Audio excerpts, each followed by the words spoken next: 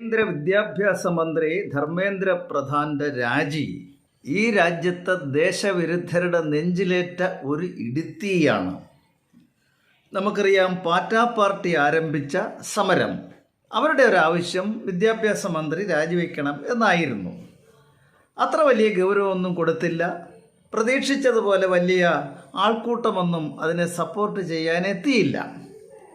അങ്ങനെയിരിക്കെ വിദേശത്തുനിന്നുള്ള തൻ്റെ സുഖവാസ ജീവിതമെല്ലാം കഴിഞ്ഞെത്തിയ രാഹുൽ ഗാന്ധി ഈ സമരപ്പന്തലിൽ വരികയും കോൺഗ്രസ്സുകാരെല്ലാം കൂടെ കുറേ അവിടെ തടിച്ചു കൂട്ടുകയും ഒക്കെ ചെയ്ത് ഏറെക്കുറെ എന്തൊക്കെയോ ചില ശബ്ദകോലാഹലങ്ങളൊക്കെ ഉണ്ടാക്കി സ്വല്പം കഴിഞ്ഞ് രാഹുൽ ഗാന്ധിയും അവിടുന്ന് സ്ഥലം കാലിയാക്കി, പ്രിയങ്കാജിയും പോയി, എല്ലാവരും പോയി. അങ്ങനെ ഒരു സ്ഥിതി വന്നു. ഇതിൻ്റെ പിന്നിൽ ആരുമില്ല, ഇത് സ്വാഭാവികമായിട്ടും കെട്ടടങ്ങും എന്ന് മനസ്സിലാക്കിയ ഇന്ത്യയെ തകർക്കാൻ കച്ചകെട്ടി ഇറങ്ങിയിരിക്കുന്ന ഹിന്ദുക്കളും മുസ്ലിങ്ങളും ക്രിസ്ത്യാനിമാരും ഇന്ത്യ വിരുദ്ധരായിട്ടുള്ള ഈ മൂന്ന് മതങ്ങളിലെയും ശക്തികൾ, വിദേശ ഫണ്ട് പറ്റുന്ന ഈ ശക്തികൾ, ഈ രാജ്യത്തെ ഒറ്റിക്കൊടുക്കുന്നതിന് യാതൊരു മനസാക്ഷി കുത്തുമില്ലാത്ത ഈ പാർട്ടികൾ എല്ലാം കൂടെ അണിനിരന്നു. ഡൽഹിക്ക് പറന്നും ഇഴഞ്ഞും നിരങ്ങിയും ഒക്കെ അങ്ങ് എത്തി. ആ സന്ദർഭത്തിൽ നമുക്കെന്താ മനസ്സിലാക്കാൻ കഴിഞ്ഞത്? വിദേശ ഫണ്ട് പറ്റിക്കൊണ്ടാണ് ഇവരെല്ലാം എത്തിച്ചേരുന്നത് എന്ന്. മാത്രവുമല്ല, അവിടുത്തെ സമരത്തിൽ പങ്കെടുക്കുന്നവർക്കെല്ലാം വളരെ പോഷ് റിച്ച് ഫുഡ് അങ്ങ് വിതരണം ചെയ്യുകയാണ് ഇഷ്ടം പോലെ.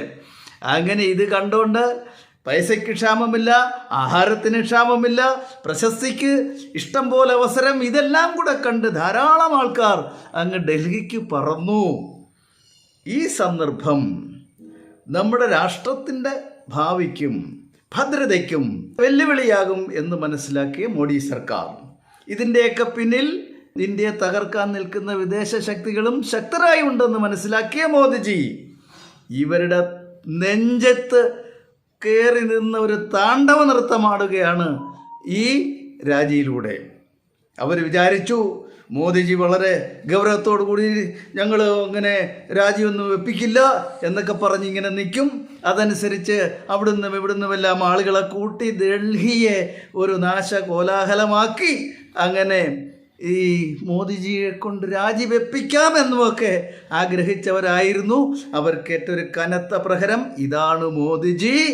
ഇവരെ എക്സ്പോസ് ചെയ്തതിന് ശേഷം എന്താണ് ഈ പാറ്റാ സമരം? ആ പാറ്റാ സമരത്തെ ആരേറ്റെടുത്തു? എങ്ങനെ അത് വിപുലമാക്കി, പ്രശസ്തമാക്കി, അതേപോലെ കൂടുതൽ ആൾക്കാരിലേക്ക് ഈ സമരം എത്തിച്ചു? അതിൻ്റെയൊക്കെ പിന്നിൽ ആരാണെന്ന് മനസ്സിലാക്കിയതിന് ശേഷമാണ് ഈ കനത്ത പ്രഹരമേൽപ്പിച്ചത്. ഇപ്പോൾ പാറ്റായുമില്ല, വിദേശ ശക്തികളുമില്ല, എല്ലാവരും നിലം പരിശായി സ്ഥലം കാലിയാക്കി ഇന്ത്യയുടെ ആ പഴയ സ്ഥിതിയിലേക്ക് കാര്യങ്ങൾ എത്തിക്കുന്നു. ആളുകളെ തിരിച്ചറിയാൻ പറ്റിയ ഒരു വലിയ അവസരം മോദിജി ബുദ്ധിപൂർവ്വം ഉപയോഗപ്പെടുത്തി. അതാണ് മോദിജിയുടെ വിജയം.